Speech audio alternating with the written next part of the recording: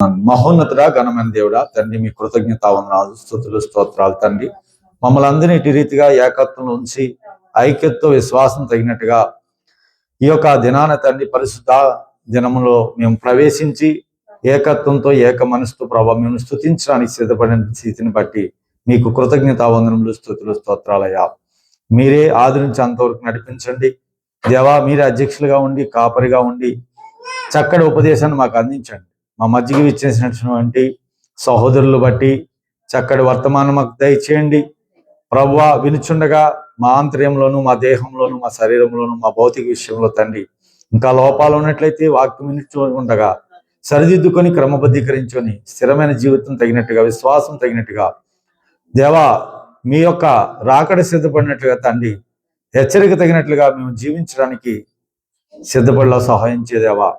మీరే ప్రభువా ఈ యొక్క ఆవరణలో పరిశుద్ధాత్మ యొక్క శక్తి, పరిశుద్ధాత్మ జ్ఞానం ఉంచి చక్కటి ఉపదేశము వర్తమాకు అందించమని దేవ వినుచుండగా ఉజ్జీవం కలిగి దీవెనకరమైనటువంటి ఆశీర్వాదకరమైన జీవితాలకు మమ్మల్ని మళ్లించమని, మా జీవితాల్లో క్షేమకరమైన జీవితాలు మాకు అందించమని ఈ కొద్ది ప్రార్థన మీ సన్నిధిలో చేర్చుకుంటారని మీ ప్రియపుత్రుడు మా రక్షకుడు యేసు క్రీస్తు వారి యొక్క దివ్య నామం అడుగుచున్నాం మా పరమ తండ్రి, ఆమేన్. అందరికీ వందనాలు. కూర్చోండి. మన మధ్యకి విచ్చేసినటువంటి వినాస్ గారు 86వ కీర్తన గురించి 86వ కీర్తన గురించి మనకి చక్కటి ఉపదేశాన్ని అందిస్తారు. రెండో వర్తమానంగా మనము మళ్ళా వాక్యం విందాం. రండి బ్రదర్. 86వ కీర్తన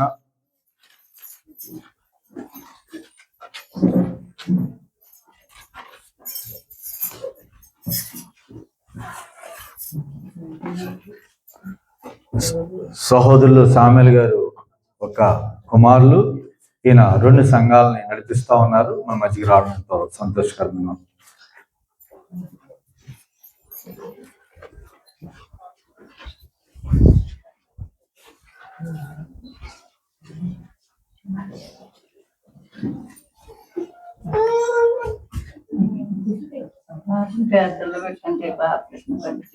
పేరేటన్నా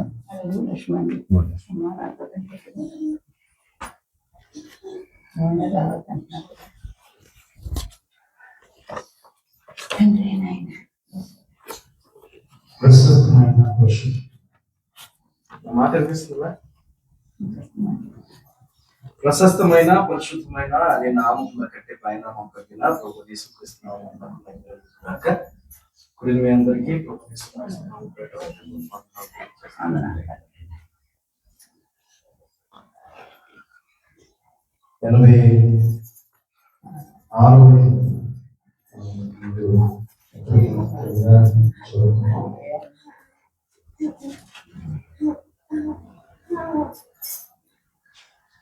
అయితే కీర్తనంతా వివరించేంత సమయం కానీ నేను 3 విషయాలు ఇందులో నుంచి నేను చెప్తాను. మొదటి వచనంలో దావీదు చెబుతున్న మాట, నేను దేవుడను, దరిద్రుడను, చెవియొగ్గి నా పుత్రుడు, నీవు నీ భక్తులను నా ప్రాణం కాపాడును అని దావీదు ప్రార్థన చేస్తున్నాడు. తాను గ్రహించుకొని తన స్థితిని తాను ఎరిగి తానేంటో తనకి జ్ఞప్తిలో ఉంచుకుని దేవునితో ఓ మంచి మేలు పొందేందుకు ప్రభువుని ప్రార్థిస్తూ ఉన్నాడు. తాను తన ప్రార్థన చేస్తూనే ఓ మాట చెప్తున్నాడు. ఏంటి అన్నమాట అంటే 10వ వచనం అంటాడు, మీరు సృజించిన అన్య జనులందరూ వచ్చి మీ సన్నిధిని నమస్కారం చేయకూడదు, మీ నామమును కనపరచు. నా మాట వింటున్న దేవుని సన్నిధిలో దావీదు రాసిన ఈ కీర్తనలో తన గురించి మొదలుపెట్టాడు. చివరికి తన కోసమే ముగిస్తూ మధ్యలో ఒక మాట పలికాడు. నీవు సృజించిన అన్యజనులు. ఏ మనిషినైనా ఎవరు సృజించారు? దేవుడే సృజించారు. ఖచ్చితంగా మనం మనుషులు సృజించలేదు అని ప్రతి మనిషికి తెలుసు. ఏ మతస్థుడైనా, ఏ కులస్థుడైనా, ఏ ప్రాంతానికి చెందిన వాడైనా, వాడి స్థాయిలో ఉన్నవాడైనా ఖచ్చితంగా ఓ స్పృహ ఏంటంటే మనల్ని మనము తయారు చేసుకోలేదు. మనిషి ఇంకో మనిషిని డూప్లికేట్ చేయలేదు. ఒక మనిషి ఇంకో మనిషిని తయారు చేయలేదు. మనిషి ఏదైనా తయారు చేయలేదు, కానీ మనిషిని మాత్రం చేయలేదు. మనుషుల్ని ఎవరు సృష్టించారు? దేవుడే సృష్టించాడు. ప్రతి ఒక్కరి మనస్సాక్షి చెప్పే విషయం ఏంటంటే, నా మాట వినిచిన వారందరికీ మనసు చెప్పే మాట ఏంటంటే, అవును, మనల్ని దేవుడే సృష్టించారు. ఎవరు సృష్టించారు? దేవుడే సృష్టించారు. ఇప్పుడు దేవుడు సృష్టించిన ఈ మనుషులు దేవుని ఏం చేస్తారట? ఘనపరుస్తారు. పదవచనంలో అదే చెప్తున్నారు. నీవు అన్యజనులందరూ వచ్చి నీ సన్నిధిని నమస్కారం చేయలేదు. ఏ మనిషిని మనం బలవంతం చేయాల్సిన పని లేదు. ఏ మనిషిని వెనక నుండి మనం తోయాల్సిన పని లేదు. ఏ మనిషిని మనం విమర్శించాల్సిన పని లేదు. ఏ మనిషిని మనం తక్కువ చేసి మాట్లాడాల్సిన పని లేదు. ఏ మనిషికి ఇంకో మనిషి గొప్పతనాన్ని చెప్పాల్సిన అవసరము లేదు. కానీ ఖచ్చితంగా దేవుడు సూచించుకున్న ప్రతి మనుషులు దేవుని సన్నిధానంలోకి వస్తారు. వచ్చి ఊరకనే ఉండడు, దేవుని కనపరుస్తారు. ఇక్కడ అదే రాస్తారు, నీ నామమును కనపరచు. ఎవరు? గట్టిగా మాట్లాడితే మనం ఎవరు? మనము అన్యజనులే కదా. సో వాక్యం చాలా గట్టిగా చెబుతున్న మాట ఏంటంటే, అన్యజనులు దేవుడు సృజించవచ్చు.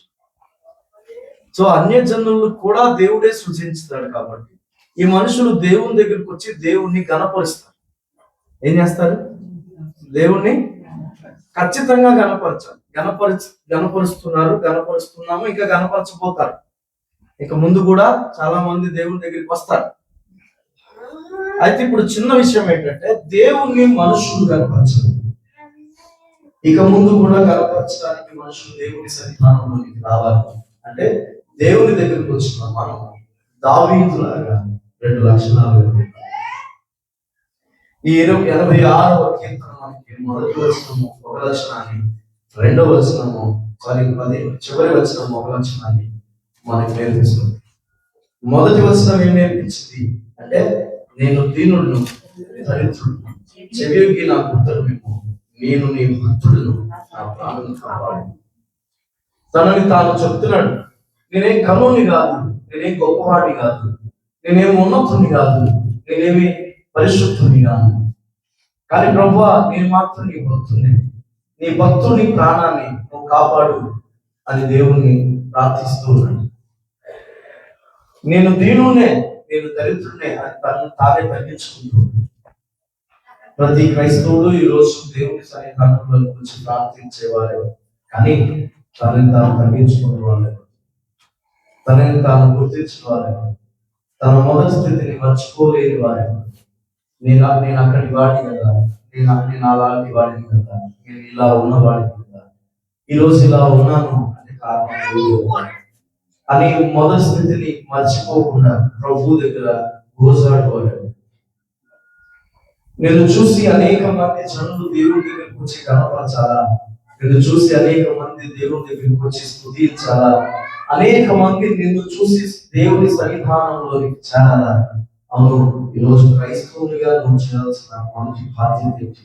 నీకు ఉండాల్సిన ముఖ్యమైన లక్షణం ఏంటి అంటే, నీవు నిచ్చులకు వెళ్ళిపోతుంది. నీవెక్కడి వాడు, ఎక్కడి దానము, నేను దేవుడు ఈ రీతికి ఎలా తీసుకుని వచ్చాడన్న ఆ భక్తి ప్రయాణాన్ని మర్చిపోవద్దు.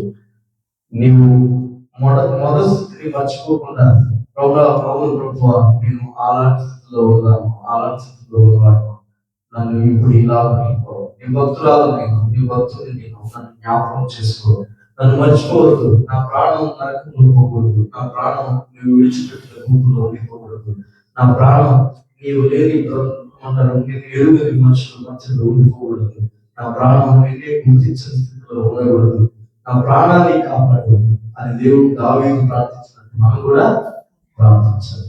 చివరి వచనం ఏమంటుందంటే, యెహోవా నీవు నాకు సహాయకుడివై నన్ను ఆదరించుచున్నావు, నా పగవారు చూచి సిగ్గుపడినట్లు సుఖకరమైన ఆనందాన్ని నాకు కనపరచు.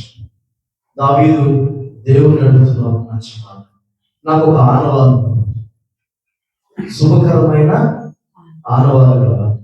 ఈ రోజుల్లో చాలా మంది ప్రార్థనలు ఎట్లా ఉంటాయంటే, నన్ను వాళ్ళు బాధ పెట్టారు, వాళ్ళకి నువ్వేంటో చూపించు, నా మీదకి వీళ్ళు వచ్చారు, వీళ్ళకి నువ్వేంటో చూపించు అనే ప్రార్థనలే ఉన్నాయి. కక్షపూరితమైన ప్రార్థనలు, ఖచ్చితంగా దేవుడు వీళ్ళని శిక్షించాలి అనే ఆలోచనాత్మకమైన ప్రార్థనలు, నా జోలికి వస్తే దేవుడు వీళ్ళతో యుద్ధం చేస్తాడనే ఏమంటారు కొంచెం అవివేకపు ప్రార్థనలు వాళ్ళు చేస్తూ ఉన్నారు. కానీ మనం అలా చేయదు. మనల్ని అవమానపరిచిన వారు, మనల్ని కించపరిచిన వారు, మనల్ని వ్యతిరేకించిన వారు, మనల్ని కాదన్న వారు మనకి దేవుడు ఇచ్చిన ఆనవాళ్ళతో సిగ్గుపడేటట్లు దేవుడు చేస్తే చాలా ప్రార్థన చేయాలి. మన నిమిత్తం ఇంకొకరిని దేవుడు శిక్షించాలి అనుకోవడం కూడా క్రూరత్వమే అంటాను నేను. మన కోసం ఒకరిని శిక్షించే, ప్రభా నా కోసం నన్ను వీడు గాయపరిచాడు, వీడు శిక్షించు అని ప్రార్థించడం కూడా అది మంచి పద్ధతి కాదేమో అనిపిస్తుంది నాకు. మనం ఏమని ప్రార్థన చేయాలి, నాకు ఒక ఆనవాలు కావాలి, నువ్వు నాతో ఉన్నావని, నా ప్రార్థన నువ్వు వింటున్నావని, నాతో నువ్వు వస్తున్నావని, నీవు నా ద్వారా నువ్వే జరిగించావని నాకు ఒక ఆనవాలు కావాలి. అందుకే చాలా చాలా చక్కగా రాసిన మాట ఏంటో తెలుసా, శుభకరమైన ఆనవాలు. ఏంటంట, మంచి ఆనవాలు కావాలి. అవును, మనం ప్రార్థిస్తే దేవుడు ఆనవాలు ఇవ్వడానికి సిద్ధమే. ఆనవాలు లేని ప్రార్థన మనది ప్రార్థనే కాదు. మన ప్రార్థనకు ఏం కావాలి, ఆనవాలు కావాలి.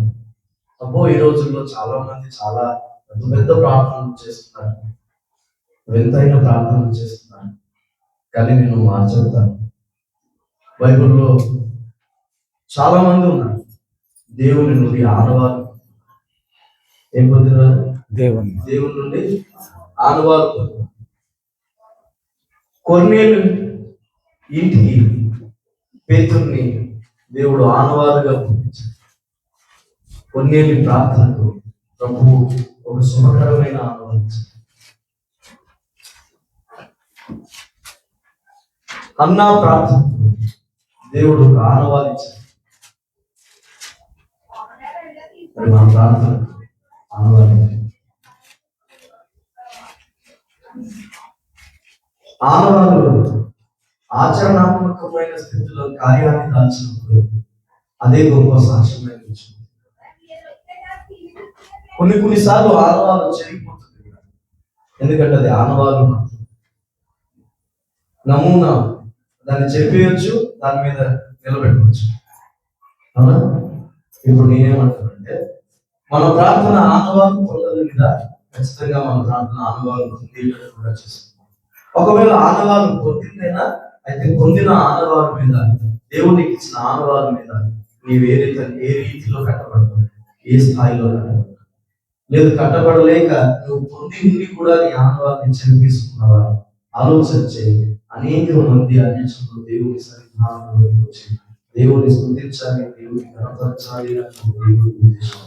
ఒకవేళ మనం మన పరిస్థితుల్లో మన బ్రతుకు వలన సాక్ష్యం లేని స్థితి వలన మనం మన ఆనవాళ్ళని చెప్పి వారికి ఆర్థికంగా ఒకసారి మనం పరీక్ష తీసుకుంటూ పరిశీలన చేస్తే ఇచ్చిన కేంద్రంలో దేవుడికి అంతగా ఆశీర్వాదం ముగిస్తుంది.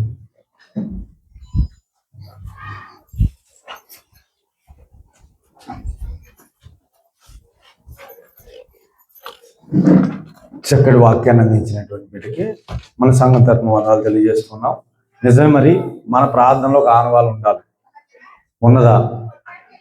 ఇతరులు మేలు చేసేటువంటి ప్రార్థన దేవుడికి ఇష్టం తప్ప ఇతరులకి నష్టం చేకూర్చే ప్రార్థన మన జీవితాలకి తలకిందులు చేస్తుంది. కనుక చక్కగా ప్రార్థనలో ఉండేటువంటి ఆనవాళ్ళు. నేను దరిద్రుని దీనునని దావీదు మొరపెడుతూనే తన ప్రార్థన ముగింపులో ఒక ఆనవాలు అడిగాడు. మన జీవితాల్లో కూడా అలాంటి మెరుపైనటువంటి ఆనవాలు ఉండాలనేది చక్కటి వర్తమానం. మేము దేవుని బిడ్డలారా, రెండవ వర్తమానంగా ఇదైనా మీతో మాట్లాడబోయే వాక్య సత్య సందేశం ఏమనగా, ఎవరైనా కింద కుర్చీలోని వారు కుర్చీలో ఉన్నవి పైకి కూర్చోండి. పెద్దవారు ఉన్నారు, ఎందుకంటే పెద్దవారికి పైన కుర్చీలు ఉన్నాయి, కూర్చోవడం ప్రయత్నం చేయండి. ఓకేనమ్మా. ప్రియాతి ప్రేమ దేవుని బిడ్డలారా,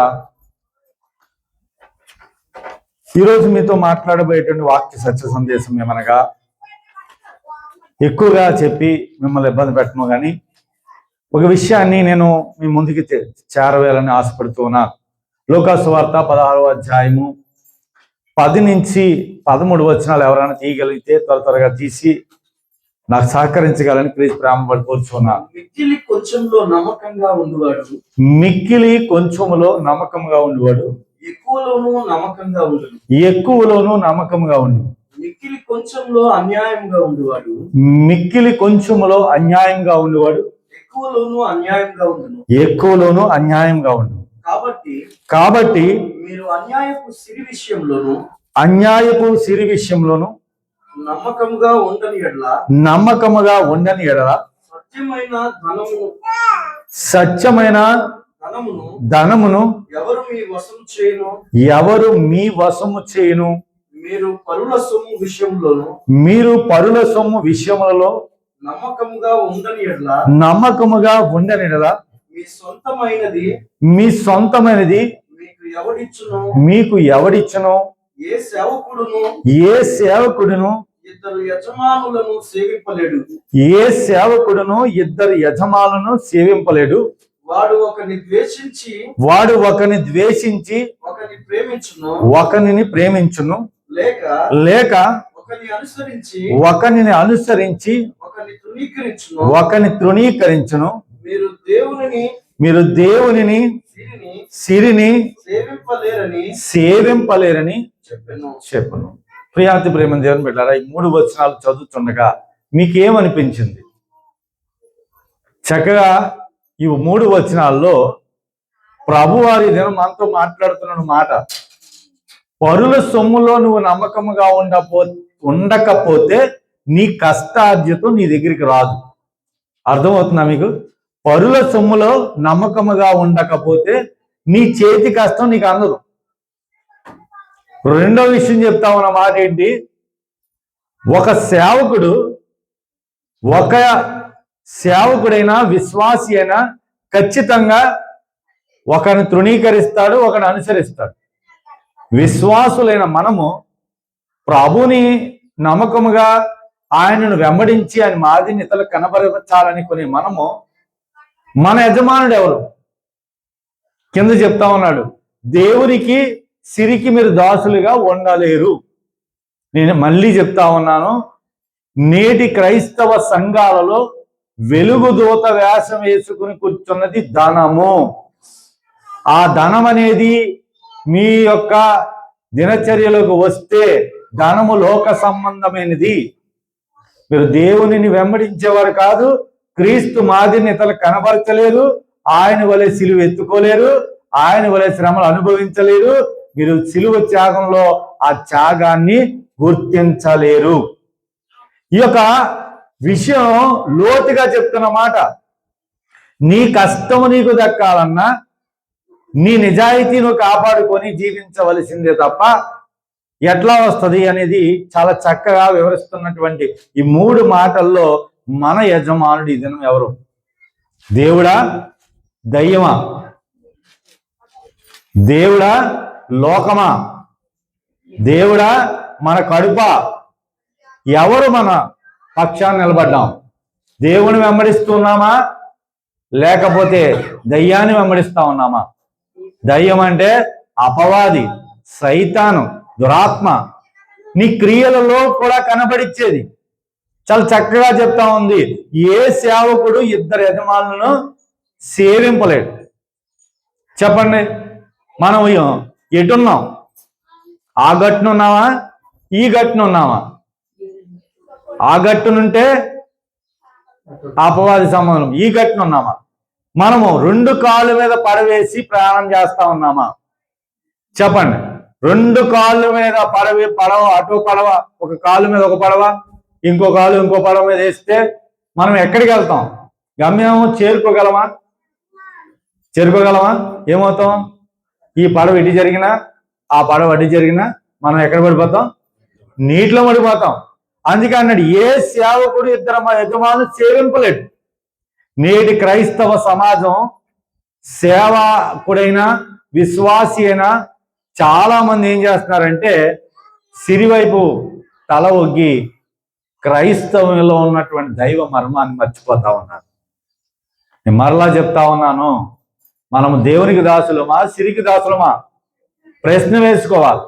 సిరికి దాసులం అయితే నువ్వు లోకంలో ఉండి దేవుని సన్నిధిలోకి రాకు. ధనపేక్ష కలిగి జీవించాలనుకుంటే నేను రమ్మని పిలిచిన వాడు ఎవరు లేరు. ఆత్మీయ స్థితిలో మెరుగైన స్థితి కలగాలంటే, శ్రేయస్కరమైన జీవితానికి కావాలంటే జాగ్రత్త, బహుజాగ్రత్త అవసరం. బ్రదర్ చెప్పినట్టుగా నీ జీవితంలో ఒక ఆనవాళ్ళు ఉండాలి. అది చివరి వరకు నేనేం చేస్తుంది? నడిపిస్తుంది. ప్రియ దేవుని బిడ్డలారా, ఇక్కడ ప్రప్రదమైనటువంటి ఒక విషయం కనబడతా ఉంది. సేవకుడు అంటే ఎవరు? పనివాడు. అవునా కదండి? అక్కడ యజమానుడికి, ఒక యజమానుడిని దగ్గర ఉన్నటువంటి ఏ సేవకుడు ఇతర యజమాని దగ్గర పని చేయలేడు. చేయగలరండి?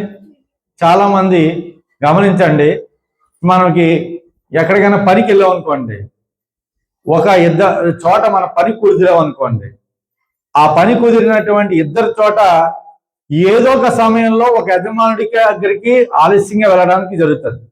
లేదు, ఇక్కడ ఎక్కువగా కష్టపడ్డాం అనుకోండి, అక్కడికి వెళ్ళేటప్పటికి మన శరీరం సహకరించి ఏం చేస్తాం?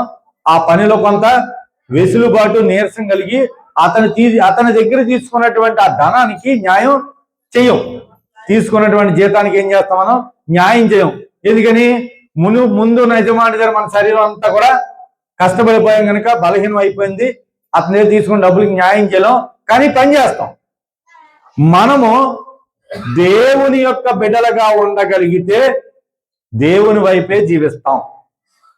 అపవాది బిడ్డలుగా ఉంటే అపవాది వైపే జీవిస్తాం. మనం ఎటువైపు ఉన్నాం? మీకు అందుకే అంటున్నాను, ఆ కొండనా ఈ కొండనా, ఆ గట్టున ఈ గట్టున. ఈరోజు మీరు తీర్మానించుకోవాలి. 2026 సంవత్సరం ఉన్నాం, గడిచిపోయింది, వదిలేద్దాం. ఎక్కడి నుంచైనా దేవునికి దాసులుగా జీవిద్దాం. దేవునికి దాసులుగా జీవించాలంటే, లేదండి నాకు కొద్దిగా ఆదివారం ఒక్కరోజే పరిశుద్ధంగా ఉంటాను, మిగిలిన 7 రోజులు కొద్దిగా అపరిశుభ్రంగా ఉంటాను. మీకు ఎన్నోసార్లు చెప్తాను, గులిగింద పోసు గురించి తెలుసండి మీకు? చెప్తా ఉంటాను ఎక్కువగా మాట. కోపం వస్తే వచ్చింది మరలో అనుకోదు. గులిగింద పోసు అనుకుంటుందట నేను ఎప్పుడు ఎర్రగా ఉన్నాను అనుకుంటుందట, కానీ దాని కింద ఉన్న నలుపు దానికి తెలియదు. మనం కూడా అలా ఉన్నామేమో. భక్తిలో ఉండి సద్భక్తిలో ఉండకుండా, భక్తిలో ఉన్నాం కానీ సద్భక్తిలో ఉండకుండా, విశ్వాసంలో ఉన్నాం అవిశ్వాసం జత చేసుకుంటున్నాం, నమ్మకంగా ఉన్నాం అపనమ్మకాన్ని పెట్టుకుంటున్నాం. అంటే మనం ఏం చేస్తున్నాం? ఇంకొక మాట చెప్పాలంటే నులివెచ్చని స్వభావం. ఏంటండి ఇది? నులివెచ్చని స్వభావం. పెదాలతో ప్రభువా ప్రభువా అనేటువంటి భక్తి మనది, ఆత్మ మాత్రం మన కుటుంబం గురించి, మన దేహాన్ని గురించి, లేకపోతే మన ఉద్యోగం గురించి, మన ఇరుగు పొరుగు వారి గురించి, మన స్నేహితుల గురించి చాలా చక్కగా మాట్లాడుతున్న మాట ఇది. మీతో హెచ్చరిక చేస్తున్న మాట. నువ్వు ఎక్కడున్నావు? శరీరంతో జీవిస్తే లోకంలో ఉండు, ఆత్మతో జీవిస్తే దేవునితో ఉండు. శరీరంతో ఉంటే నీకు లోకాసులు ఉంటాయి, కోరికలు ఉంటాయి, వాటి వైపు వెళ్ళిపోతుంది మనసు. నిలకడ ఉండదు, స్థిరం ఉండదు, క్రమం ఉండదు. కనుక మన ప్రేమ దేవుని బిడ్డలారా, దేవుని బిడ్డలారా, ఇక్కడ ప్రప్రమైన ఒక విషయం కనబడతా ఉంది. ఒక సేవకుడు అనగా పనివాడు. ఎందులో పని చేసినా, అది ఉద్యోగంలో కానీ, చాలా జాగ్రత్తగా గమనించండి, అది ఉద్యోగంలో కానీ, బాధ్యతలతో కూడినటువంటి బంధుత్వం కానీ, భర్త కావచ్చు, భార్య కావచ్చు, బిడ్డ కావచ్చు, లేకపోతే ఏ రకంగా బాధ్యతతో కూడిన బంధుత్వం. చాలా జాగ్రత్తగా ఆలోచించండి. బంధుత్వాలు ఉంటాయి. బాధ్యతతో కూడిన బంధుత్వం ఉంటే ఒకలాగా ఉంటుంది, బంధుత్వం ఉంటే మరోలాగా ఉంటుంది. కానీ క్రైస్తవులకు వచ్చాక బాధ్యతతో కూడిన బంధుత్వం ఉండాలి. రెండవది ఏంటంటే ఆ బంధుత్వంలో కానీ ఉన్నప్పటికీ ఆ వ్యక్తి వ్యక్తిత్వంతో కనబరిచే రీతిలో జీవించాలి. వ్యక్తి వేరు, వ్యక్తిత్వం వేరు. కుటుంబం వేరు, కుటుంబంలో వ్యక్తిత్వం కనబరచడం వేరు. అర్థమవుతుందా మీకు ఈ విషయం? ఎందుకు మరి పదే చెప్తున్నానంటే, నేను మనిషిని, నాకు కలిగిన దాంట్లో సాయం చేయడం గొప్ప, కలిగిన దాంట్లో. అదే దేవుని భక్తిలో ఉంటే నాకు లేకపోయినా, నాకు నష్టం కలిగినా, నాకు బాధ వచ్చినా, అవసరమైతే ఎదుటివాడికి సాయం చేయడానికి దేవుని ప్రేమను బట్టి, కృపను బట్టి నేను ఎంతకైనా సహకరించడానికి దేవుని సహాయం ద్వారా నా బాధలో కూడా చేయి చాచుతాను. అర్థమవుతుందా మీకు? వ్యక్తికి వ్యక్తిత్వానికి ఉన్న వ్యత్యాసం. వ్యక్తి ఎలా ఉంటాడంటే ఏదన్నా ఎవరైనా సాయం చేస్తే ఆ వ్యక్తి సహాయపడతాడు. వ్యక్తిత్వం వాడు అలా కాదు. నష్టంలో కూడా, బాధలో కూడా తను కూడా కరిగిపోతూ కొవ్వొత్తు వలె ఇతరులకు వెలుగు పంచుతూ ఉంటాడు. అది వ్యక్తిత్వం గల మనిషి యొక్క నిజాయితీ. కానీ ప్రియమైన దేవుని బిడ్డలారా, విశ్వసనీయత కాపాడబడేది ఇక్కడే. మీకు అర్థమవుతుందో లేదో? ఒక యజమానుడి యొక్క, నీ యజమానుడు ఎవరు ఈ దినాన్ని? నీ విశ్వసనీయత కాపాడడానికి, కనబడడానికి నీకు దేవుడు ఇస్తున్నటువంటి సందర్భం. అర్థమవుతుందో లేదా మీకు? వ్యక్తిత్వం కనబడితేనే విశ్వసనీయత కనబడుతుంది. వ్యక్తిత్వం వస్తేనే నీ యొక్క విశ్వసనీయత ఇతరులకు అర్థమవుతుంది. అంతేగాని ప్రియమైన దేవుని బిడ్డలారా, నాకు 100 కోట్లు ఉంటే 99 కోట్లు పక్కడికి ఇచ్చేస్తాను, లేదంటే 1 కోటి రూపాయలు ఉంటే 1 లక్ష రూపాయలు ఇచ్చేస్తాను. నీవు వ్యక్తివే కానీ వ్యక్తిత్వం ఉన్నటువంటి వ్యక్తివే కాదు. అర్థమవుతుందా మీకు? లేకుండా సహాయపడేది నీ విశ్వసనీయత కనబడుతుంది. నీ విశ్వసనీయత ఎప్పుడైతే కనబడుతుందో స్వాభావిక సిద్ధమైనటువంటి అతని యొక్క గుణం కనబడుతుంది. అర్థమవుతుందండి? స్వాభావిక సిద్ధమైనటువంటి గుణం కనబడుతుంది. ఆ వ్యక్తి కూడా ఏం చేస్తాడు తెలుసా? ఒకరినే ప్రేమిస్తాడు. ఈ మాట అనొచ్చు నాకు తెలియదు, కానీ నేను నా భార్యని ప్రేమిస్తానండి, ఆమెను కూడా ఇష్టపడతానంటే లోకం ఒప్పుకుంటుందా? మీకు అర్థమవుతుంది లేదో? ఒక సేవకుడికి మాటని ఇక్కడ మాట్లాడకూడదు. నా భార్య అంటే నాకు ఇష్టం అండి, కానీ ఆమె కూడా అంటే అర్థమవుతుందో లేదు మీకు? ఒక విశ్వాసిగా, ఒక సేవకుడిగా నీ యజమానుడు ఎవరు? దేవుడా? దురాత్మ?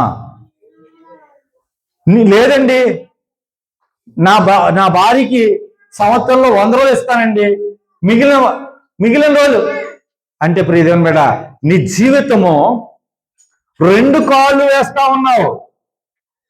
అసత్యం మీద సత్యం మీద 2 కాళ్ళు వేస్తా ఉన్నావు. అబద్ధం మీద నిజాయితీ మీద 2 కాళ్ళు వేస్తా ఉన్నావు. ఉంటే అటనే ఉండు, లేదా ఇటనే ఉండు. అటుంటావా వెళ్ళిపో లోకంలోకి, ఇటుంటావా నీవు కొవ్వొత్తులా కరిగిపోవాల్సిందే. క్రీస్తు వలె సిలువెత్తుకోవాల్సిందే. ఆయన వల్ల జీవించడానికి ఇష్టపడవలసిందే. నువ్వు తిరిగి లేవడానికి ఇష్టపడతా ఉన్నటువంటి పరిస్థితి గురించి మాట్లాడుతున్నావు అన్న సందర్భం. ఏ వ్యక్తి కూడా ఇద్దరిని ప్రేమించలేడండి. ఏ వ్యక్తి కూడా ఒకవేళ లేదండి నాకు ఇద్దరిని ప్రేమిస్తానండి, ఇద్దరంటే ఇష్టం అండి అంటే ఒక మాట చెప్తా ఉంది, సంఘం హెచ్చరిస్తా ఉంది, నువ్వు మనిషివి కాదు. ఒకవేళ ఏ వ్యక్తి కూడా ఇద్దరు ప్రేమించాడంటే సమాజం ఒప్పుకోదు. నువ్వు ఇంట్లో ఉన్నటువంటి భార్యకి ఇచ్చేటువంటి ప్రేమ పక్కోడికి ఇస్తానంటే భార్య ఒప్పుకోదు. దేవుడికి ఇచ్చేటువంటి ఆధిక్యత, దేవుడికి ఇచ్చేటువంటి ప్రాధాన్యత, దేవుడి గురించి జీవించే జీవితము దయ్యానికి కూడా ఇస్తానండి, అన్యాచారాలు తీసుకొస్తానండి, ఆచారాల్లో కొన్ని పెట్టి దేవుని స్తుతిస్తానండి, దేవుడు కీర్తిస్తానండి, దేవుని కొనియాడతానంటే దేవుడు ఒప్పుకోడు. దేవుడు ఒప్పుకోడు. నువ్వు కరెక్ట్గా ఉండు, నిజాయితీగా ఉండు, నిలకడగా ఉండు, నీతిగా ఉండు, వ్యక్తిత్వం కనబరచు. నీ విశ్వసనీయత కనబడుతుంది. యజమానుడు ఎవరు? నీ యజమానుడు దేవుడా సైతానా? దేవుడి వైపు ఉన్నావా, సైతాన్ వైపు ఉన్నావా? కనుక ప్రియమైన దేవుని బిడ్డలారా, 2 యజమానులు చేసుకుని మేము క్రైస్తవులము, క్రీస్తు కొరకు జీవిస్తున్నాము అనేవారు ఎవరైనా ఉంటే వారు నిజంగా చెప్తా ఉన్నాను, నరకానికి పోతారు. 2 యజమానులు చేసుకుని అటు కొద్దిగా ఇటు కొద్దిగా ఉంటాం. 31st వస్తే భక్తిగా ఉంటాం, ఆదివారం వస్తే తెల్లని వస్త్రాలు వేసుకుంటాం, సోమవారం మంగళవారం కొద్ది అటువైపు ఉంటాం, బుధవారం వస్తే ఇంకో రకంగా ఉంటాం, లక్షవారం నాడు 10 సార్లు తెల్లవారులు ప్రార్థన చేస్తాం అంటే క్రైస్తవ్యం ఒప్పుకోదు. క్రీస్తుని వెంబడించే పరిస్థితి ఏంటో తెలుసా? ఆయన చిత్తానికి తల వంచి ఆయన చిత్తంలో జీవించడానికి నువ్వు ఒక కొవ్వొత్తులా కరిగిపోవాలి. నీకు నష్టం వచ్చినా నీ వ్యక్తిత్వం అప్పుడే కనబడుతుంది, నీ విశ్వసనీయత అనేకులకు కనబరచబడుతుంది. కనుక ప్రేమ దేవుని బిడ్డలారా, 2 యజమానులు చేసుకొని మేము క్రైస్తవులము క్రీస్తు కొరకు హతసాక్షులం అవుతాము అంటే కుదరదు. ఈరోజు చాలా మంది అలాగే ఉన్నారు. మేము హతసాక్షులు అయిపోతామండి, కరిగిపోతామండి, అవసరమైతే సిలువ ఎక్కేస్తామండి, అవసరమైతే ఇంకోటి చేస్తామండి. వద్దు, నువ్వు అటన్నా ఉండు లేదా ఇటన్నా ఉండు. ఆ గట్టున ఉంటావా, వెళ్ళిపో. కొండ ఎక్కుతావో, నదిలో మునుగుతావో, లేదా నీ ఏది ఇచ్చేసుకుంటావో నేను ఎత్తి మీద ఇచ్చేసుకో. ఇటుంటావా? నీ ఆంతర్యం మారాలి, నీ ఆలోచన మారాలి, నీ ఉద్దేశం మారాలి, నీ ప్రవర్తన మారాలి, నీ నడవడిక కూడా మారాలి. వీటితో పాటు నీ చూపు మారాలి, నీ మాట మారాలి. నువ్వుతో మాట్లాడుతుంటే ప్రభు కనబడాలి, నీతో మాట్లాడుతుంటే ప్రభుతో ఉన్నట్టుగా అనిపించాలి తల్లికి. అప్పుడే నీ వ్యక్తిత్వం విశ్వసనీయత కనబడుతుంది. కనుక ప్రియమైన దేవుని బిడ్డలారా, బుద్ధిహీనులు కనుక ఇటువంటి మంది చాలా మంది మాట్లాడే మాట ఏంటంటే మేము కొద్దిగా అటు ఉంటామండి, కొద్దిగా ఇటు ఉంటామని. కాదు, నువ్వు బుద్ధిహీనతో మాట్లాడుతున్న మాట. కనుక ప్రేమైన దేవుని బిడ్డలారా, స్వభావం కలిగిన వారు ఎలాగుంటారంటే ఎటువంటి పరిస్థితి వచ్చినా ఆత్మీయ స్థితి కోల్పోరు. మీకు అర్థమవుతుందండి? ఎటువంటి పరిస్థితి వచ్చినా ఆత్మీయ స్థితి కోల్పోరు. ఆత్మీయ స్థితి ఎక్కడ ఉంటుంది? మన చేతులతో కనబడుతుందా? లేదంటే మంచి షర్ట్ వేసుకుని ఇన్షర్ట్ చేసుకుని బూట్లు వేసుకుంటే కనబడుతుందా? లేదంటే ఉప్పారు పట్టు చీరలు కట్టుకుంటే కనబడుతుందా? లేదండి ఖజానా జ్యువెల్స్కి వెళ్ళి 4 బంగారు గొలుసులు వేసుకుంటే కనబడుతుందా? ఎక్కడ కనబడుతుంది అంటే స్వభావము, నీ యొక్క ప్రవర్తనలో, నీ మాటలో, నీ నడవడికలో, నీ చూపులో ఇతరులకు నీ దేవుని ప్రేమను కనబరిచినప్పుడు నీ యొక్క విశ్వసనీయత కనబడుతుంది. అందుకే అంటా ఉన్నాను, నులువెచ్చని స్వభావం. ప్రేమ దేవుని బిడ్డలారా, ఇది దేవునికి పూర్తిగా కూడా విరుద్ధం. నులివెచ్చని స్వభావం ఏంటండి? దేవునికి విరుద్ధము. లోకాన్ని పూర్తిగా విడిచిపెట్టక పోవడం, శరీర కోరికలతో జీవించడం. అర్థమవుతుందండి మీకు? నులివెచ్చని స్వభావం అంటే లోకాన్ని విడిచిపెట్టడం. నేను ఒకసారి ఒక ఇంటికి గృహప్రవేశానికి పిలిచారు, నన్ను అన్నీ పెట్టారు. ఇంట్లోకి వెళ్ళేటప్పటికి ఇంటి నిండా కూడా ధాన్యము, పేడ, ఇంకా చూస్తే ఇంకేయో ఉన్నాయి, అన్నీ చేశారు. రాత్రి నన్ను పిలిచారు. నాకేం అర్థం కాలేదు. ఇందుకు ఏంటంటే మాకు బాగా కావాల్సిన వారే ఇప్పుడు మళ్ళీ పాలు పొంగిస్తానంటున్నారు. నేను అన్నానమ్మా, ఇవన్నీ అయిపోయిందని నన్ను ఎందుకు పిలిచారు, నేనేం చేయను అంటే ఏంటి? లోకాన్ని పూర్తిగా విడిచిపెట్టకపోవడం, ఇంకేటి? శరీర కోరికలు చంపుకోకపోవడం. ఏటి నులివెచ్చన స్వభావం అంటే లోకాన్ని విడిచిపెట్టరు, శరీర కోరికలు వదిలిపెట్టరు, పాపం వైపు ఉంటారు, పరిశుద్ధంగా జీవించలేరు. పవిత్రంగా ఉండాలనుకుంటారు, అపవిత్రత తెచ్చుకుంటారు. యథార్థతగా ఉండాలనుకుంటారు, నులివెచ్చని స్వభావం. అందుకే చెప్తాను, మనం ఇద్దరు యజమానులకి ఉండలేం. ఆ గట్టునుంటావా, ఈ గట్టునుంటావా. నులివెచ్చని స్వభావం చాలా ప్రమాదకరమైంది. ప్రేమ దేని బిడ్డలారా, 2 వైపులా నడిచే జీవితము నీ నడకనే మార్చేస్తుంది. అర్థమవుతుందా మీకు? నీ యొక్క పరిస్థితినే దిగజార్చేస్తుంది. నువ్వు ఉన్నావు అనుకుంటావు కానీ భక్తిలో ఉండవు, దేవుల్లో ఉన్నావు అనుకుంటావు దేవుళ్ళు ఉండవు. ఈరోజు చాలా మంది ఏమనుకుంటున్నారంటే డబ్బుకే ప్రాంతికనట్టు, దేవునికి సిరిక మీరు దాసులు, ఇదేమో మీరు తెలుసుకోవాలి. దేవునికి దాసులుగా ఉంటే నీ దగ్గర డబ్బు అక్కర్లేదు. మీకు మాట చెప్తా ఉన్నాను, దేవుడితో నువ్వు ఉన్నావు, ప్రభువారితో నువ్వు జీవిస్తా ఉన్నావు, దేవునితో నడుస్తా ఉన్నావు, లోకంలో డబ్బు కావాలంటారా? సరే ఆలోచించండి. నిజంగా మనకు తెలియదు కానీ ప్రభువే మన దగ్గర ఉంటే, ప్రభువే ఆయనతో మన దగ్గర ఉంటే లోకం నీ దగ్గర ఉంటుంది. నువ్వేం చేస్తావు? లోకానికి వెళ్ళిపోతావు, దేవుని విడిచిపెట్టావు.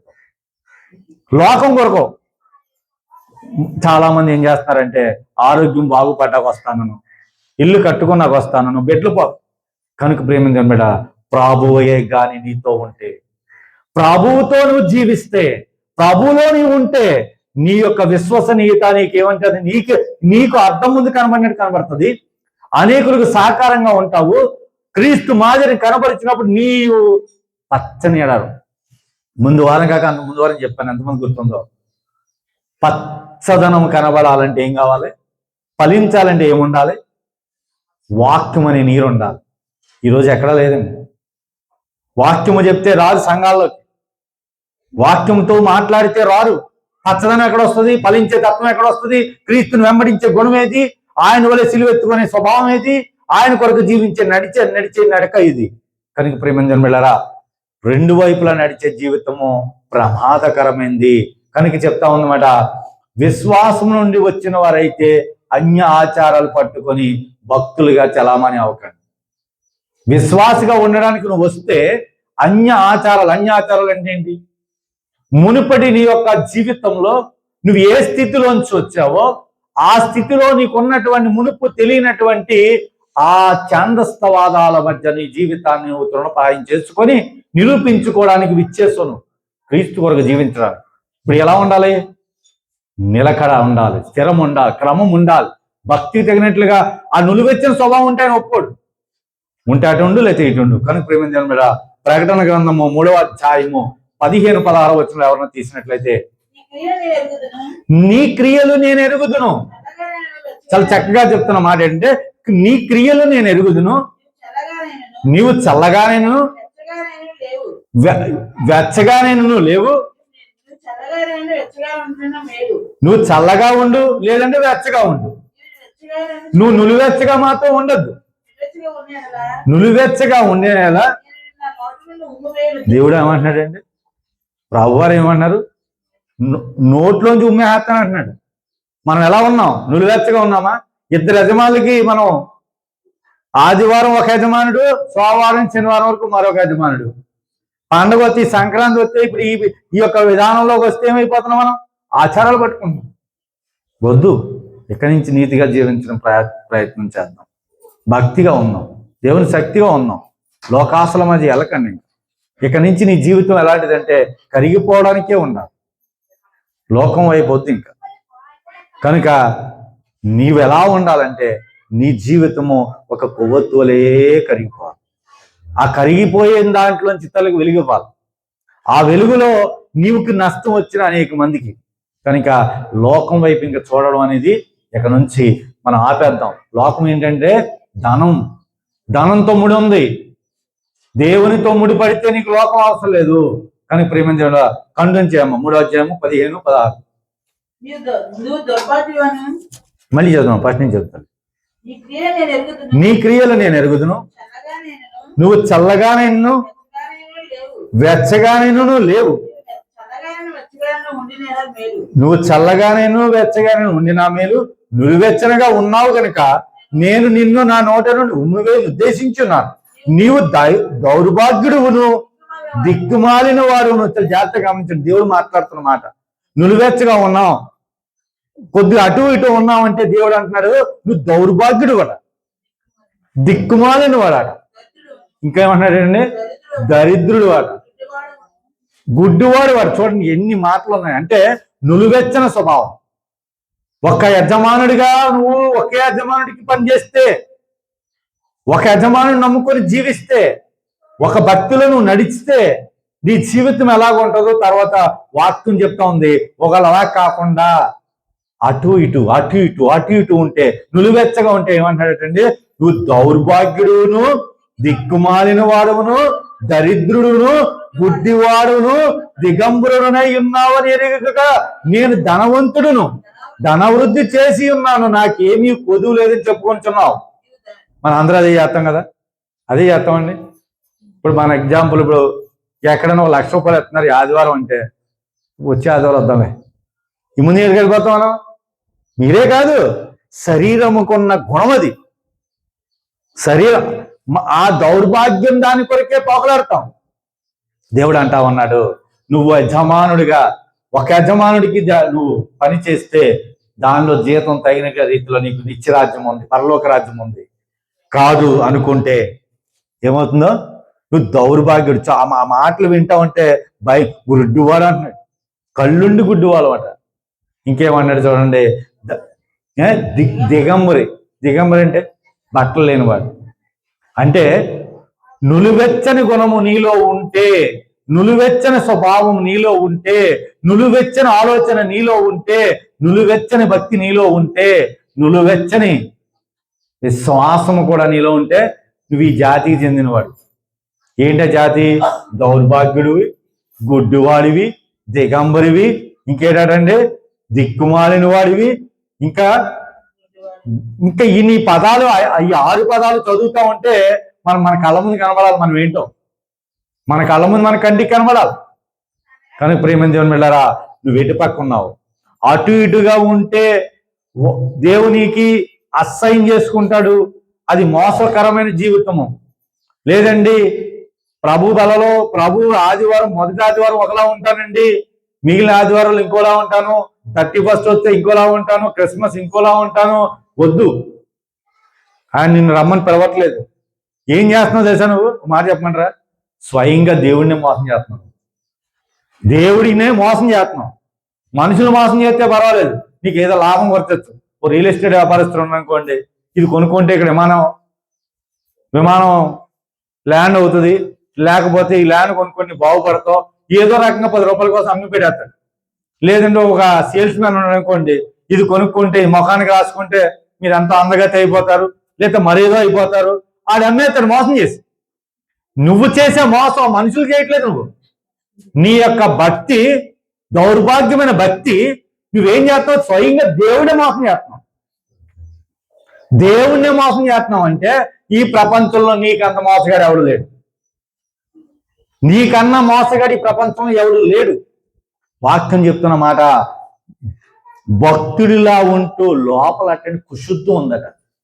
నులివెచ్చని గుణం కలిగిన వాడు భక్తుల్లా ఉంటాట, లోపల కుశుద్ధం ఉందట. ఎలాంటి కుశుద్ధం అట? నీకు నచ్చిన జీవితం జీవించే బ్రతుకుకు ఆశపడి, నువ్వు ఇతరులకి బయటికి ఏం చూపిస్తున్నావు? నేను భక్తుణ్ణి, విశ్వాసిని అనేటువంటి ప్రెజెంటేషన్ ఇస్తున్నావు. లోపల ఎలా ఉంది తెలుసండి? కుళ్ళు, కుశుద్ధం, స్వార్థం, ఇంకా అనేక రకమైనటువంటి లోకాసలు, శరీర కోరికలు, ఇవన్నీ పెట్టుకునేట నువ్వు ఒక పెద్ద భక్తుడిగా, విశ్వాసిగా బైబిల్ పట్టుకొని వచ్చినంత మాత్రాన్ని నీవు నేను భక్తులం కాదు. దేవుడు ఏం చూస్తాడు తెలుసా? నీ లోపల చూస్తాడు. నీ యొక్క లోపల చూస్తాడు. ఒక ధనవంతుడు చనిపోయిన తర్వాత, తన దగ్గర ఉన్నటువంటి లాజరు చనిపోయిన తర్వాత, అక్కడికి వెళ్ళిన తర్వాత, తండ్రి అబ్రహామా, నాకు కింద తెలియలేదు, ఒక్కసారి నా బంధువులు కాపాడడానికి ఏంచి నన్ను. ఆ లాజరు కింద ఉన్నంత సేపు తిన్నాడండి? పోవడానికి తిన్నాడా? శుభ్రాన్ని భోజనం చేశాడా? మంచి బట్టలు కట్టుకున్నాడా? కనీసం శరీరం ఉందా? కురుపులు. కానీ అక్కడ నిత్యరాజ్యం, మహిమా శరీరాన్ని ధరింపుకొని ఎక్కడున్నాడటండి? దేవుని యొక్క పక్కన కూర్చున్నాడు. మనం ఏం చేస్తాం తెలుసా? ఆ ధనం వెంట పెట్టుకొని, ఆ ధనం కోసం ఆశపడుతూ నరకానికి వెళ్ళడానికి ఇష్టపడుతున్నాం, కోరికలు చంపుకోలేకపోతున్నాం. కన్ఫ్యూజన్ పెట్టరా? ఇంకా అంటా ఉన్నాడు మత్తయి సువార్త 15:8. సమయం చాలా తక్కువగా ఉంది కనుక ఈ వచనం ముగించేస్తా. ప్రయోజనం వెళ్ళరా? మరలా వచ్చే వారము ఇదే విషయం మీద మీతో మాట్లాడతాను.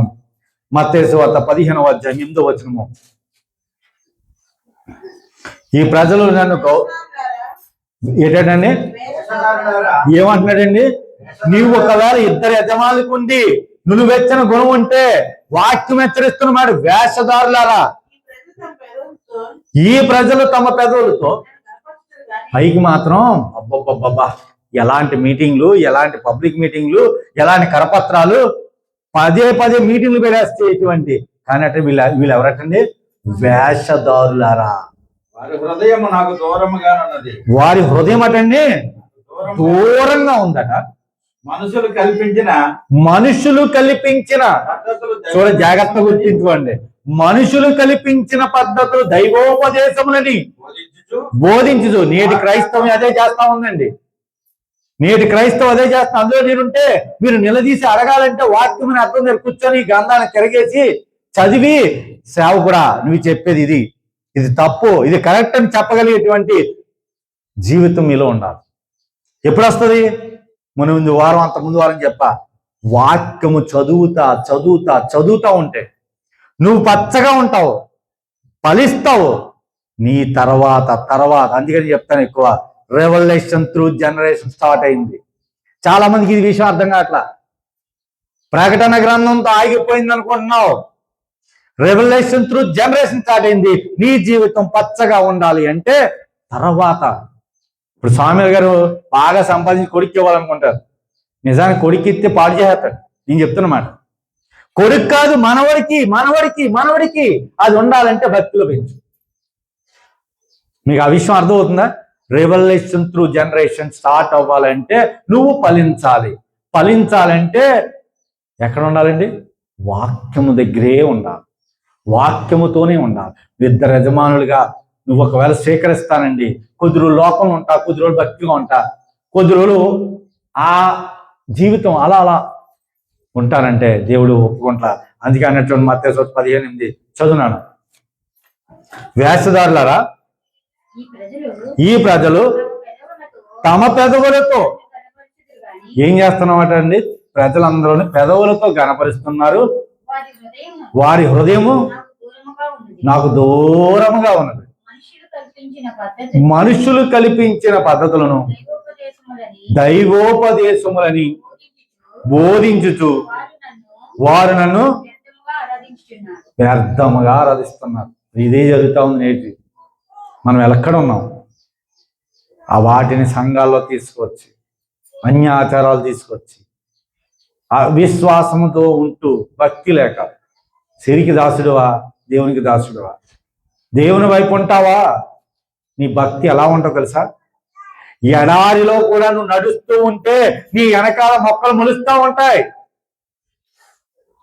ఎక్కడ చూసినా కష్టం అనేది నీ దగ్గరికి రాదు, నష్టం అనేది నీ దగ్గరికి ఉండదు. ఒకవేళ వచ్చినా నిన్ను మార్చడానికే, నిన్ను తీర్చిదిద్దడానికే, నిన్ను బలమైన స్థితిలో ఉంచడానికే, దేవునిలో నిలబెట్టడానికే ఆ విషయాన్ని గ్రహిస్తావు. చివరికి ఎలా ఉండదు తెలుసా? నీ జీవితము మెరుగైన స్థితిలో, శ్రేయస్కరమైన జీవితంలో, క్షేమాభివృద్ధిలోకి వస్తావు. క్షేమాభివృద్ధి అంటే ఇప్పుడు నువ్వు అనుభవించేది కాదు, నీ తరువాత ఆ తరువాత. అందుకే మోషేతో అంటాడు, తరతరములు 4 తరములు. తరములు అంటే 100 సంవత్సరాలు. 4 తరాలు అంటే 400 సంవత్సరాలు. ఊహించావా? దేవుడు అద్భుతం చేస్తానయ్యా, 400 సంవత్సరాలు నీ జీవితాన్ని మారుస్తానంటే, లేదండి వచ్చే సంవత్సరం బాగుంటే చాలు, లేదు ఈరోజు బాగుంటే చాలు. ఆయన అంటా ఉన్నా 400 సంవత్సరాలకి నీకు ఆయన ప్లానింగ్ ఇస్తామంటే నువ్వేం చేస్తా ఉన్నావు? ఇప్పుడు బాగుంటే చాలు, 400 సంవత్సరాలు దేవుడు అప్పుడు ఉంటామో చేస్తాం. అలాగనుకుని ఇప్పుడు యవనస్తులు ఏమైపోతున్నారు చూసండి, విచ్చలవిడితనం ఎక్కువైపోయింది. తినుము, తాగుము, సుఖించుము. తినడానికి, తాగడానికి, సుఖించడానికి లోకాసుల మధ్య యవనస్తులు పాడైపోతా ఉన్నారంటే నీ ఆలోచన విధానం మార్చబడాలి. నీ గుణంలోకి నీ లక్షణాన్ని మార్చుకోవాలి. అది ఎక్కడ వస్తుందో తెలుసా? ఆయనతో నీ ఉంటేనే, ఆయన కొరకు నువ్వు జీవిస్తేనే 4 తరాలు జీవితం కట్టి కనబడుతుంది. అందుకే అంటా ఉన్నాను, రెవల్యూషన్ త్రూ స్టార్ట్ అయింది. ఆ స్టార్ట్ అయిన త్రూలో నువ్వు ఉన్నావా? నీ అడుగు ఉందా? నీ మాట ఉందా? నీ చూపు ఉందా? నేడే తీర్మానించుకో. నువ్వు ఒకవేళ 2 యజమానులకి సేవిస్తాను, 2 యజమానులతో ఉంటానంటే నువ్వు దయ్యం వైపు ఉన్నావా, దేవుని వైపు ఉన్నావా? ధనం అనుకొని ఆటల మధ్య ఉంటే నువ్వు ఎన్ని సంవత్సరాలైనా అలాగ ఉంటావు. నువ్వు మాట చెప్తా ఉన్నాండి, మీకు అర్థమవుతుంది కదా? ఈరోజు డేట్ వేసుకొని నులివెచ్చని భక్తిని కనబరిచి 2 యజమానులకి అంటే సైతానికి, దేవునికి మీరు సేవిస్తూ ఉండండి. మరలా వచ్చే సంవత్సరం కూడా నువ్వు ఈరోజు ఏ స్థితిలో ఉన్నావో అదే అప్పులతో ఉంటావు, అదే రోగంతో ఉంటావు, అదే బాధతో ఉంటావు, అదే కుంగిబాటుతో ఉంటావు, అదే ఆవేదనతో ఉంటావు, అదే నిరుత్సాహంతో ఉంటావు, అదే నిస్సయ స్థితిలో ఉంటావు. కావాలంటే ఒక 10 సంవత్సరాల ముందు నువ్వు ఎలాంటి పరిస్థితిలో ఉన్నావు ఉంటే గట్టిగా అయితే అప్పుడు పప్పు వేస్తున్నావు, 3 చికెన్ ముక్క తింటావు, అంతకన్నా నీకేమీ ఉండదు. అప్పుడు కాటన్ చీర కొనుక్కుంటే ఇప్పుడైతే సిల్క్ చీర కట్టుకుంటున్నావు, అంతకన్నా నీకేముండదు. నేను చెప్తా ఉన్నా అన్నమాట. రెవల్యూషన్ త్రూ జనరేషన్ స్టార్ట్ అయితే లేకపోయినా బాధ అనేది గుండెలోకి రాదు, వేదన అనేది వైపు చూడదు, ఆవేదన నీకు దగ్గరికి రాదు.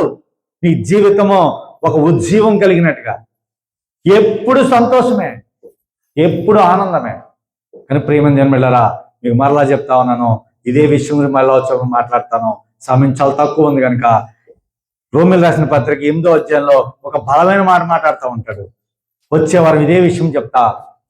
శరీర స్వభావం కలిగిన వారు దేవుని సంతోష పెట్టలేరు. నువ్వు దేవుని సంతోష పెట్టాలంటే నువ్వు దేవుని వైపు ఉన్నావా, సిరి వైపు ఉన్నావా? దేవునితో నడుస్తున్నావా, సిరితో నడుస్తున్నావా? సిరి ధనము లోక సంబంధం. కానీ ప్రియమైన జన్మలారా, ధనము మరలా వచ్చేవారు ఇది చర్చ చదువు. శరీర స్వభావం గలవారు చదువున్నాను. శరీరానుసార్లు ఏం చేస్తారటండి? ఇద్దరు యజమానులు. ఎవరు ఇద్దరు యజమానులు?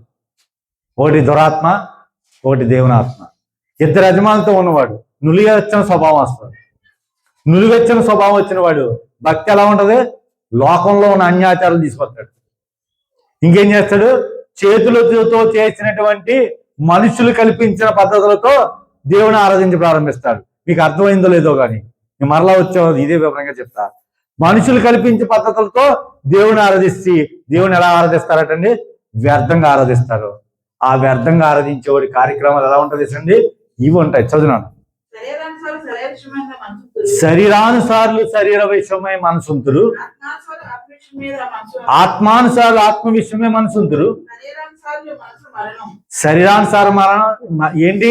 నువ్వు చనిపోతే తిరిగి లేస్తావని అని చెప్తా ఉంటే మనం ఏం చేస్తాం? చచ్చిపోయి అక్కడ ఉన్నాం. చనిపోయి లేవక్కర్లేదు. అది మన భక్తి.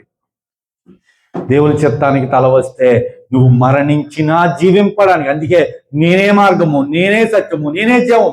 ఆ జీవాన్ని ఇచ్చడానికి వచ్చిన ఆయన్ని వెంబడించే నీలో శరీర కోరికలు ఉంటే ఆయన వస్తాడా? ఆయనతో ఉంటావా? ఆయనతో నడుస్తావా? ఆయనలో నువ్వు జీవిస్తావా? కనుక అవి విడిచిపెట్టేద్దాం. మనం ఆత్మానుసారమైన మనసు జీవమును సమాధానమునై. నీ జీవితంలో సమాధానం లేదు అంటే దానికి కారణం నీలో ఏముంది? అటు కొంత ఇటు కొంత నులివెచ్చని గుణాన్ని పక్కన పెట్టేద్దాం. దేవునితో మనం ఉందాం. కనుక ప్రియమైన దేవుని బిడ్డలారా, మరలా వచ్చే వారము నీ స్నేహం ఎవరితో? దేవునితోనా? నీ శరీర కార్యక్రమాలు ఎవరితో? దేవునితోనా? నీ యజమానుడు, నిజమైన యజమానుడు ఎవరు? నులివెచ్చని గుణాన్ని పక్క పెట్టాలంటే ఏ జీవితం నీకు ఉండాలనే విషయాన్ని మరలా వచ్చే ఆదివారం మీకు చెప్తాను. కనుక ప్రియమైన దేవుని బిడ్డలారా, లోకంతో స్నేహం, దేవునితో వైరం. ముందే చెప్తా ఉన్నాను, లోకంతో స్నేహం, దేవునితో వైరం. ఎందుచేతంటే లోకం భ్రష్టమైన మానవ లోకం. జాగ్రత్త సుమి. లోకం అటండి భ్రష్టమైన మానవ స్వభావం. నిన్నేం చేస్తా తెలుసా? ఆశ పెడతాది, ఆశ చూపిస్తుంది. నిన్ను పట్టుకొని నరకాన్ని తీసుకెళ్ళిపోవడమే వాడి పని. ఆ రోజు మోసం చేశాడు, ఆ మోసం నీలో ఇంకా ఉంది. దేవునే మోసం చేస్తున్నాం. ఆ రోజు అవ్వ మోసం చేసింది, వద్దన్నది. ఆ మోసం ఇంకా నీలో నడుస్తుంది.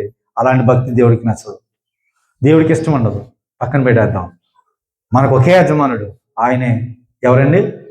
యేసుక్రీస్తు ప్రభువారు. ఆ యజమానుడికి ఉండే లక్షణాలే ఈ జీవితంలోకి రావాలి.